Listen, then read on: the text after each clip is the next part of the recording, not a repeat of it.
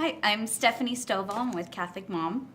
It's nice to meet you. It's nice to meet you. So how do you feel with all of this going on? I mean, you're still a teenager, and is this so overwhelming for you? It is a huge blessing to have all this and to be around such amazing people, you know, with 20th Century Fox, with every team that is here, you know, just meeting everybody and giving hugs and, you know, just goofing around. It's a family event. It really is. How have your friends responded to this? You know, back home, after the accident, I really had to tighten up my circle between who was real and who was, you know, not so real because of what had happened. And, you know, my real friends back home, they are very, very supportive of me. They love what I'm doing. You know, I have a girlfriend, you know, she has a little bit of a hard time letting me go sometimes, but she's very supportive. Just my friends in general just love what I'm doing. Yeah, that's awesome. So in the movie, you were struggling with being adopted. What would you say to other kids that are struggling with that feeling of not being wanted? One thing that I've learned, and it took me 16 to 17 years to understand this, is forgiveness. And that is such a powerful thing to remember. It's that if you're in a home that you love and that you just can't imagine your life without, you're there because your birth parents gave you a chance. And you may be angry, you may be upset. Trust me, I've cried night after night, I've screamed, I've yelled. But when I forgave my birth mom, her name's Olinda, and I said, I forgive you verbally, there was such a weight off my shoulders just knowing that that part of that anger and that frustration is just gone. Mm-hmm.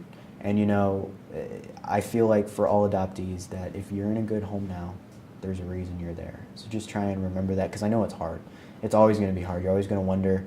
You know, I've sat in the kitchen with my girlfriend's family and they've been all, I got my hair from so-and-so, I've got my big feet from so-and-so. But I never knew. Yeah. But I'm just grateful that I'm here. Yeah, that's huge. Forgiveness is something that everybody deals with, and that's just such a mature thing to say and to grasp. What helped you fully forgive? You know, it was a lot of issues with relationships. I've only really trusted my mom and my aunt, you know, and getting me to forgive, it took a lot of communication with my pastor, Pastor Jason Noble, my mom, of course, and, you know, a couple of close friends, just realizing that this time to just let it go and forgive her, because she gave me an opportunity to be who I am today. Mm-hmm. So before your accident, how involved were you in youth group? I'm Assemblies of God Pentecostal, so I've done everything, you know, from Kid Zone to Power Rangers to VBS to all sorts of things, but I did it all until about 5th grade. And then I made a change in my life that wasn't a good change, and I kind of fell away from the Lord for 6th, 7th, and 8th. And then, you know, the accident happened. I went in the water unsaved, and I came out still unsaved. I really didn't want anything to do with this story. The story was, it felt like a burden at the time. And, you know, when I finally released it all and just said, God, you drive and I'll ride, my life is yours, He opened the door to so many great opportunities. And, you know, God never takes away anything that He's not willing to give back. And, you know, I thought He took away the game of basketball permanently because that's what I loved. And He brought it back to, I get to influence younger generations in coaching middle school basketball. And I just enjoy it. You know, I love being around the kids. So it's crazy to see how it all, you know, intertwines. Such a God thing. Mm-hmm. Yeah.